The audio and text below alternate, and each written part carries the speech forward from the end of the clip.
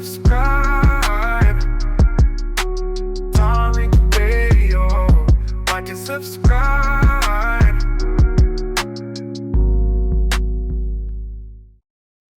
Let's get Sharif in the building. Let's get Mr. Sharif in the building. Sharif, what's up, brother? I'm good, my friend. How are you? We might have a good discussion, but first I want to confront what that other guy, Raj or whatever, was saying about the whole IQ thing. It's literally pseudoscience. It's the same thing as eugenics or race realism. It's not based on any actual science. And the thing about IQ is it is a test designed and created by white people for the white education system. And so if you take a 16-year-old kid who has gone through a much worse education system than another kid who's gone through a much better education system, then it's going to be obvious that the kid who went through the better education system is going to have a much higher IQ. In the same way, if you learn an instrument as a child, you have a higher IQ. In the same way, if you learn multiple languages as a child, you have an higher IQ. So this whole idea of Black people or Africans or any other race having lower IQs, it's not corroborated by any science. I just wanted to point that out first. Second, I also wanted to say, I'm an African immigrant. I am pro reparations. I think Black people in America deserve reparations, not including me, and I completely agree with that. But there's one thing I have that I get upset about when I see some of your posts, Tariq. Go ahead. You constantly denigrate Africans and African culture, and I wonder why you do that. How? Explain how I do that. I got to hear this. Go ahead. How do I do that? I can't hear Tariq if he's speaking. Uh-oh. Can you hear me? Can you pull me down and bring me back up, Tariq? I can't hear anybody. Oh, let me hold on. Let me get you out. Can y'all hear me, everybody? Okay. I'll rejoin Tariq because I can't hear. Let me take you out. Okay. Okay. Can you guys hear me? Hold on. Let me hear myself. Hold on. Let me get you out. Okay. So yeah, I'm good. I can hear myself. So Sharif, let me get you back on here. Okay, because now Sharif, can you hear me now, sir?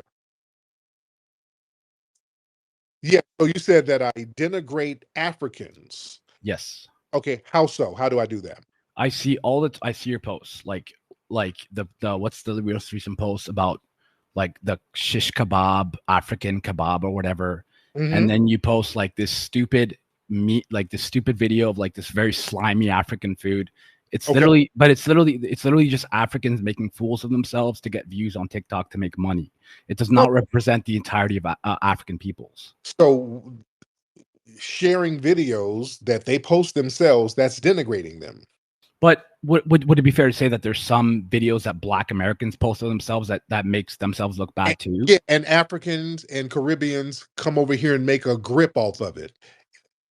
They come over here and make a grip off showing degrading images of foundational Black Americans. World Star was built off that. A Haitian Tether named Q came over here, started World Star, and found bottom of the barrel videos of Black folks fighting in the hood and made a grip off of it. DJ Academics, he got his career doing Chicago crime videos. He's Jamaican.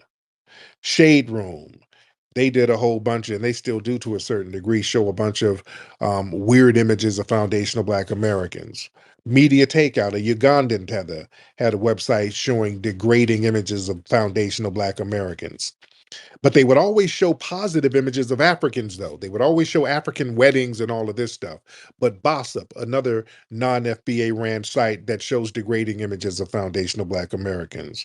Television shows like Love and Hip Hop, Mona Scott Young, a Haitian immigrant who shows the most degrading images of Black people on national television. So people from your motherland and from the Caribbean come over here all the time and make a grip showing the most degrading images of foundational Black Americans, and then want to cry foul when all I do is repost videos of their homeland.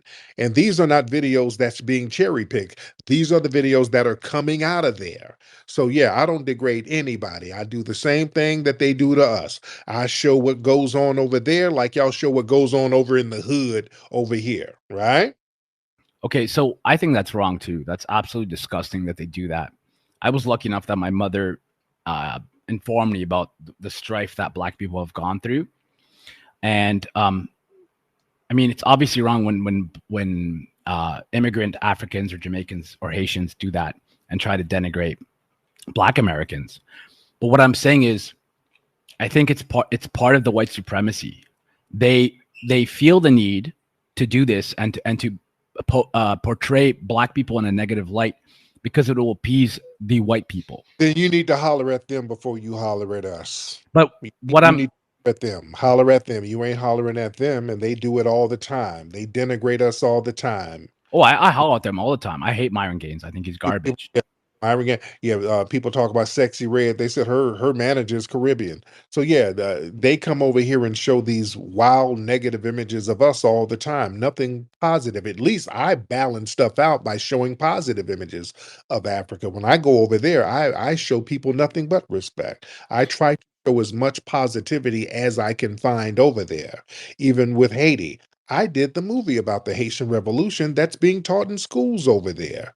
So while Mona Scott is coming here from Haiti showing ratchet fights, I'm going over there showing their history in a positive light. Tariq, though, are you aware that the Haitians were the first nation to abolish slavery in 1804, and that they actually helped the American slaves evacuate, like the American slaves who would become liberated went to Haiti at first, right? You're aware of that, right? No, that's not true. That's not true. What you just said is not true. They did some great things over in Haiti, but that really didn't have too much of an effect on us. We had our own liberation movements over here. The first emancipated slaves over here in the U.S. did not go to Haiti. We went to the Great Dismal Swamp. We created a sanctuary area right here in the United States that never took an L. I got a movie about it called American Maroon. We had places to go right here. We were going down to Florida. That's what the Seminole Wars were about. Florida's were that was a sanctuary place because we made a deal with Spain. So we had places here that we can go and chill and regroup and get it together. We had people like Harriet Tubman. She didn't go to no damn Haiti.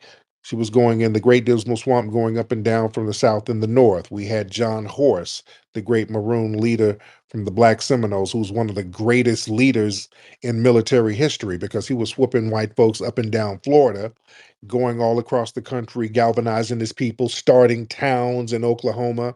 Went down in Mexico and created a deal with them to protect their border. He was knocking off Texas Rangers, knocking off hostile red natives, and that man never took an L. He died of old age. All of these other folks took L's. Our people, some of them even take it. So I know our history, brother, but go ahead. Tariq, so what I want to kind of say is that white people do not differentiate as much as you might think they do between Africans and African immigrants, or like people whose ancestors were slaves in America, right? They just see Black people. And can I? Sorry, go ahead. And that means what? What does that mean? Because what I want to say is, you as a leader of FBA, I think you need to be. I'm not how am I a leader of a lineage? No, you're an outspoken voice of the FBA, correct? Yeah, but I'm not a leader of a lineage. Well, you're one of the leaders. You're one of the most prominent voices, at least on Twitter, right? No, I'm not a leader of a lineage. How can you be a leader? No, I'm not talking about the lineage. I'm talking about the movement, the FBA movement, and the need, the search for reparations for Black people. I'm a global influence. I'm a very influential person, but I'm not a leader of a lineage. But go ahead. Right.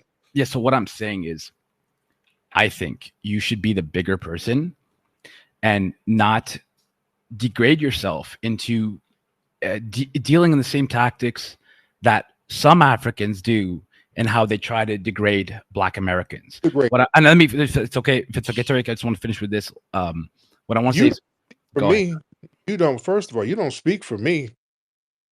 You can't speak for me. I've never degraded myself. You can't speak for me. No, I'm not saying you degrade yourself. I'm saying you, as one of the most influential figures for the FBAs, need to be the bigger man. That's what I'm saying. The bigger man for what? I'm already the bigger man. This war between like racist Africans who think Black Americans are garbage. These kind of people. I'm telling you, they're not the majority of African immigrants. And I think it's when they do that, when they talk like badly about Black Americans and Black American culture, They're No, adhering to no, white supremacy, and when you do it to Africans, you're also adhering in some way to white supremacy. no, I'm not. You know what? No, I'm not. I'm gonna be on their bumper, and I'm gonna be on their bumper heavy. All gas, no brakes. The bigger man don't let people come over here and denigrate our people and try to undermine our people when my people help their asses. The bigger Okay, man says, hey, enough is enough. but what The about big me, Tariq? hold on, you're gonna listen to me. The bigger man don't let tethers like Kamala Harris come over here and cosplay our lineage while she gives our resources to other groups and tell us what the hell she ain't gonna do. The bigger man puts a stop to that. A bigger man puts a stop to the lineage of Barack Obama, who came over here after we elevated him and gave all of our resources to everybody and didn't do anything for foundational Black Americans. The bigger man says enough is enough. The problem is these tethers who come over here, it's not just them doing little stuff online. They raise up in the ranks and then they become political leaders and then they start doing this stuff on a massive scale. So yes, I'm going to be on everybody's bumper because we've let this nonsense and tethering go on long enough and it's starting to affect us in a negative way. And these people will get into a damn ethnogenocide against us and that's not going to happen. So I'm going to be on everybody's bumper. I'm going to be on everybody's neck. If you are an anti-FBA tether, your ass is grass on these parts of town. That's the Okay, new norm, brother. And so that's what the big man does. The big man protects his people and protects his lineage. It is not my job to sit here and let tethers go around undermining us nonstop, degrading us nonstop, draining our resources nonstop when we're the only people who have helped these folks. Hell to the damn no. Y'all gonna get all the smoke. It's up. From now on, it's up. Everybody's gonna get some damn act right around here. That's so what the big man does. It's up. You understand me? I understand you. I understand you completely. But like, let me ask this: what about me, and not just me? What about all the other Africans who now live in Canada and America, etc., who actually completely agree with foundational Black Americans, and who do not denigrate or try to make Black Americans look bad, and who stand with them in their seek for reparations? Like, and what I'm saying with that is, what I'm saying is, I think the vast majority of African immigrants actually are pro Black American, more so than the people who try to attack Black Americans.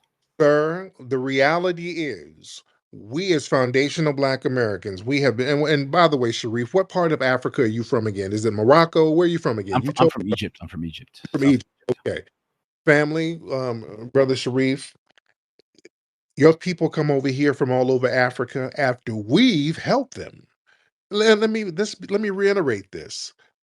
Foundational Black Americans, we're the only people who help African folks without wanting anything in return. Do you understand that? I want you to acknowledge that truth. When we go to Africa to visit, we go out of racial solidarity to say, hey, these are our African brothers. We want to make sure that they're good. We want to make sure they need some food. We'll give them whatever we need to give them. We're not going over there like the Asians trying to exploit your resources, get your gold. We're not going over there like the white supremacists. We're not going over there like the Belgians. We're not going over there like the Portuguese. believe me, I know all about neocolonialism for sure. We're not over there like the Arabs. We're not going over there trying to drain your resources and exploit you. We're the only people who go, we're not trying to beat you into another language.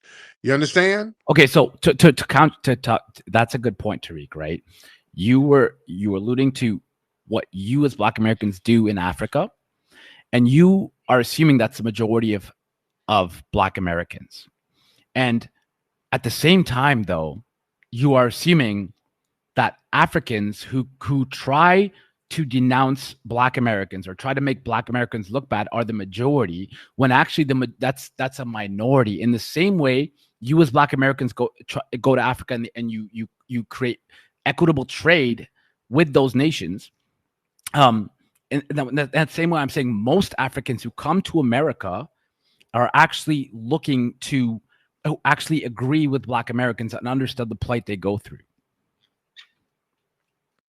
So what we're seeing, sir, when people come over here, many of them go out of their way to say, hey, when we get resources, keep them resources away from the foundational Black Americans. So you come over, you have your own little ethnic enclaves. No, I You have think you're generalizing though, Tariq, and you're um, going against what I'm saying. I'm saying most African immigrants do not think that way, myself included. really? I don't. I think you deserve reparations, not Uh, myself look, included. why? I live in LA. Why we got little Ethiopia and little places like that? But go to Little Ethiopia and ask most Black most Ethiopians if Black people have been impoverished historically within America and mistreated, and if they deserve some sort of reparation. Most of them will probably say, yeah, they do. To be No, honest. be real. Y'all come over here and form your little enclaves, form your little neighborhoods, and you go to your separate church. You're not giving the money to the foundational Black American church. You get your own Christian church, and they hoard their little resources off to themselves. Now, if there's a Juneteenth program, they're going to be first in line for that. Now, No, when I we don't agree. I don't agree. Anybody who is a second or third generation or first third generation immigrant is right, not. no, yeah, do anything for them. Any anything they generate, they make sure nobody touches it. But if we have a Okay, so June they've also basically saying they've created their own community. on, when they come over here and have their little enclaves, they make sure we ain't touching none of the resources that come from it. They make sure we don't touch any of it. Anything we get, they're first in damn line, though. When foundational Black Americans get something, if there's a minority program, a diversity program that we didn't fought for, some type of set aside program, or some kind of cultural program based on what we've created, they're going to be first in line. So, unfortunately, there's a very exploitive relationship there, not with all, but hell, a significant number. The number is too significant to not negate. We're not going to negate it. Everybody ain't doing it, but a significant number, they're doing it. And that is an issue. And now we have these people, many of these folks in political office, and all of them are in benign neglect policies against us. None of them are giving us resources. Tariq, All of them, sorry. 100% of them, sir. That is a problem. Now go. So you know what I think it is, and somebody actually mentioned something. I think it's a very good point. He said tethers are a loud minority. I think that's what it is. They're a minority, but they're loud. And I think what happens is African immigrants who are first, second, third gen, etc. When they come here, the successful ones, they develop what's called survivorship bias, where they think, oh, because they make it, they made it, every single Black person can make it. And then they develop this whole ideology of pull yourself up by your bootstraps. And then that's when they start denigrating, attacking Black Americans for not pulling themselves by up by their bootstraps, so to speak, right? But I think No, that does not. okay, slow down. No, because, sir, we got immigrants over here driving an Uber talking about we got to stay away from the Akatas. You running around here delivering for Postmates talking about we got to stay away from the Jairs and the Abids. These are not people that are upwardly mobile. These people are on the bottom of the barrel with the nerve to have some type of superiority complex. It's real But weird. are those African Uber drivers really against FBA? Yeah, How do you they know are. that? And we listened to them, sir. We heard them. We On hear them. Twitter, Twitter's a microcosm. Sir, no, these same people on Twitter, when they get in political office, they do the same thing. Yeah, but they're successful politicians, not just an Uber driver, for example, which is the vast. That's the thing. So no matter what position they're in, they have the same mindset. No, I'm saying the uber successful Africans or even the uber successful Black Americans will often turn on their kind and denounce the system that has impoverished them or given them less opportunities because they were able to escape those lack of opportunities by luck. And Okay, then those are the people I think you're assuming are the majority of. saying words now, Sharif. You're just kind of saying words. It's not connecting, sir. You're Well, just I saying, think I made perfect sense. yeah, it's not, it's just, you're connecting words that's not making any sense. You're just kind of, it's getting babblish. Let me get my brother McCall on real quickly. Brother McCall, please, sir. My good brother, how are you, sir? Please address Sharif, sir. Sharif, how are you? I'm all right. You have me blocked, but it's all good. Yeah, because you're a hypocrite. I told you that before. Remember? I don't remember now. Okay, I'm reminding you. How many billions of dollars a year do your people, meaning the Arab cosplaying Egyptians, generate as a result of digging up mummies and inviting tourism to see those pyramids? How many billions You're a barking year? up the wrong tree because I hate my government. Okay, well, I'm going to tell you hundreds of billions. And those dollars are being used by your people to buy weapons from the West to threaten black nations like Ethiopia And with regard Sudan, to what they can do with their Nile Valley water. Remember we had this conversation? I understand. You are an Arab. You know what that means? But now you're generalizing me because I actually agree No, that. no, no, no, no, no, no, no, no, no. You are an Arab. You are a descendant of the sea So peoples. because of who I am, you're deciding what my opinions are going to be, basically. No, I'm deciding that you are a contradiction and a No, hypocrite. because I hate my government, and I understand they are part of the and globalist and that entity. your people are organizing with the Somalis to attack Ethiopia because Yes, the Ethiopians but bootstrap who billions of controls our dollars to government? build their own dam. Who controls our government? It's the You are a CIA. Who walking controls our hypocrite, government, sir. Mikal? Who controls The you? CIA controls our government. Get out of Black American and African business. You're an Arab. I'll The land. CIA controls our government. Do you understand? We had a revolution in 2011, and we had Morsi voted into power, who would have not stood for what's happening in Ethiopia and even Sudan as well. But he got insurrected. He got pushed out of office because the CIA operated a coup d'etat and paid off the Egyptian military generals to imprison Morsi.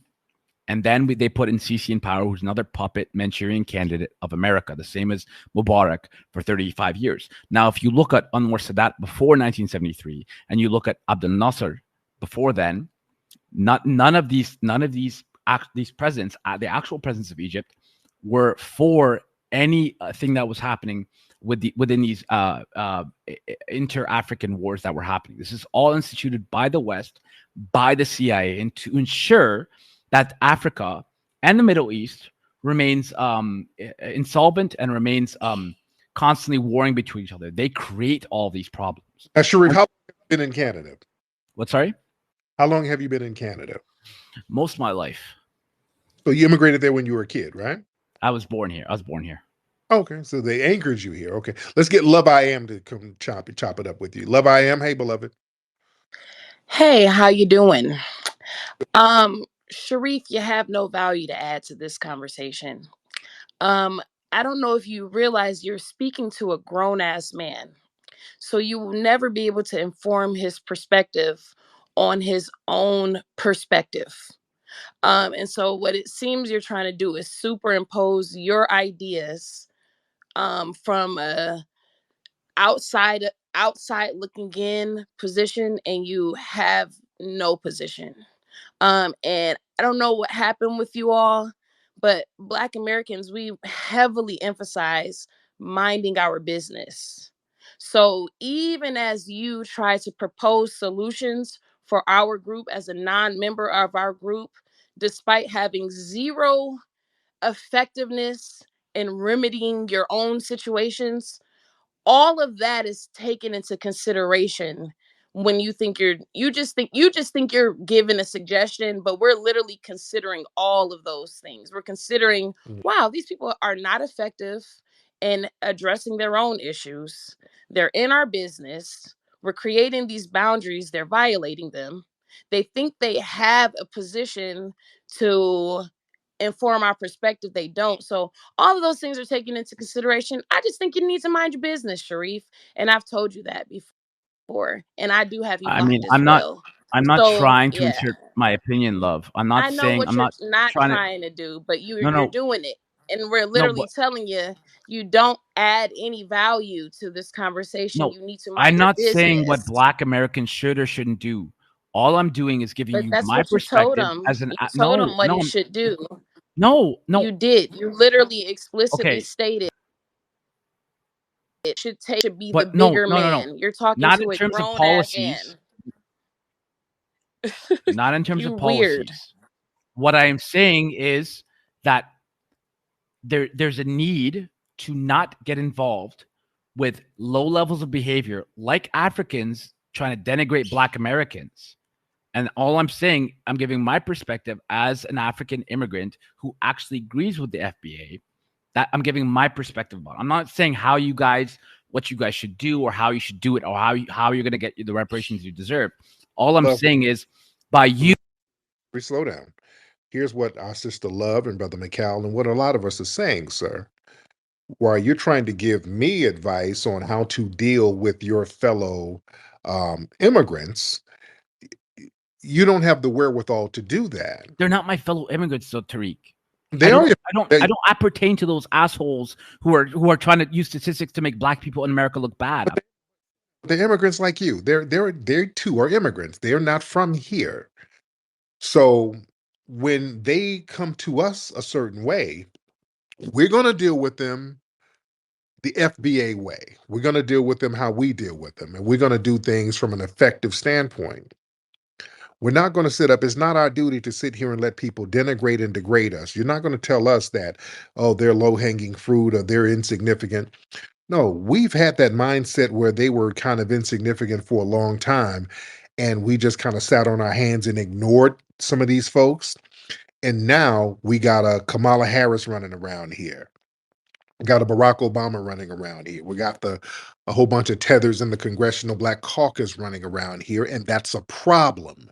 We got these people on our reparations task force agencies telling us what we shouldn't get and acting a fool when it comes to our resources. So yeah, we're going to handle them a certain way. We're going to deal with them the way we deal with them. And we're going to look at everybody's paperwork. We're going to call everybody out from top to bottom. And we feel that that's the most effective way to handle business for ourselves, sir. Because you're not at liberty to give us advice when you come from, unfortunately, you do come from a fleeing background, sir.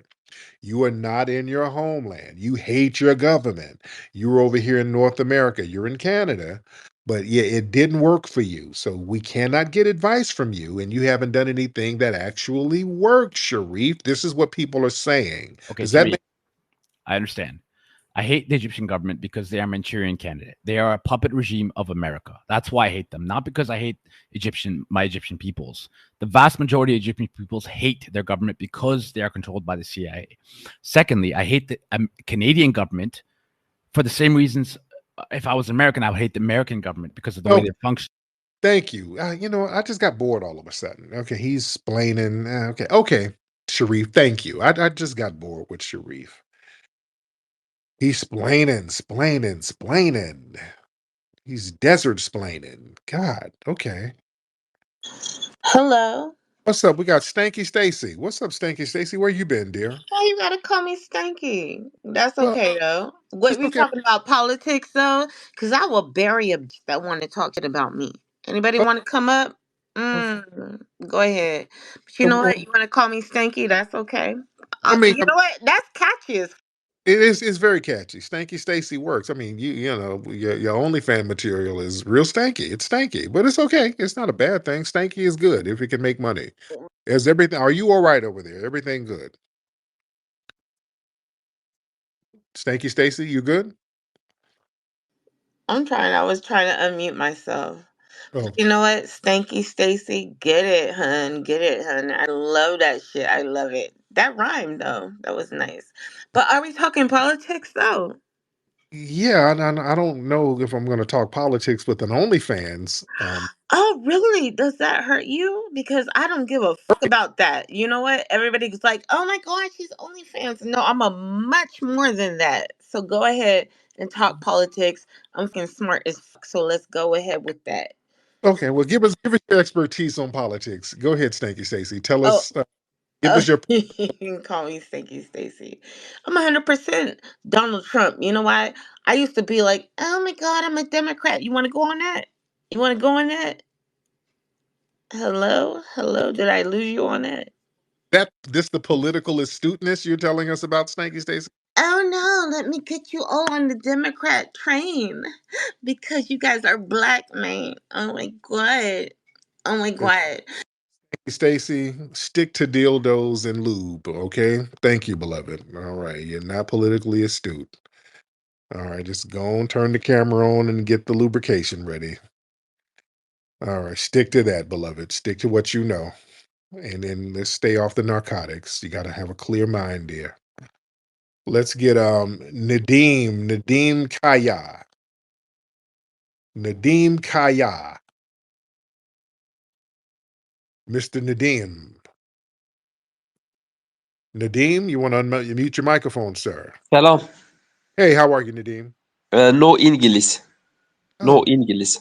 no Ben English. Türk. Turkish? Turkish. No İngiliz. Okay, then why are you calling, sir? Okay. Why are you how do you say what the hell you calling for in Turkish or Arabic? What? Okay. Okay. Nadeem, did you want anything, sir? Nadeem? Why Sizi would dinliyorum. you did what? Ben Türkçe biliyorum. No İngiliz. My name is Nedim. Okay. Did you eat some baklava today? No İngiliz. Get your ass off here and make some coffee somewhere, man. Damn. Why do y'all be calling from like the Middle East and y'all be calling and can't speak a lick of English? What do y'all want? Y'all be calling from Pakistan. Hello. Hello, is this I want a 7-Eleven Slurpee? And okay, I don't y'all just want to hear yourself talk. Y'all trying to get pen pals? What do you want? I don't know why y'all here. Y'all see a bunch of people and y'all like, hey, we got to figure out some kind of scam. There's got to be a way I can scam somebody. They see all these people. They're like, hey, that's money on the table.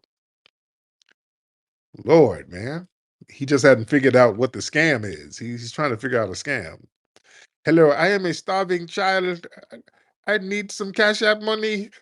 Help me. I am 12 years old. I have not eaten in 3 months. They're trying to figure out some kind of scam. In the heart of nature, we find our true strength, a connection to our roots, to the land, to each other. Introducing Rootwork deodorant, infused with the potent power of High John the Conqueror root. Embrace the natural strength and resilience passed down through generations. Feel the purity of natural ingredients, harmonizing with your body and spirit. Rootwork deodorant, bringing you in tune with nature and with yourself. Rootwork deodorant. Connect, empower, thrive. Available now at rootworkstyle.com.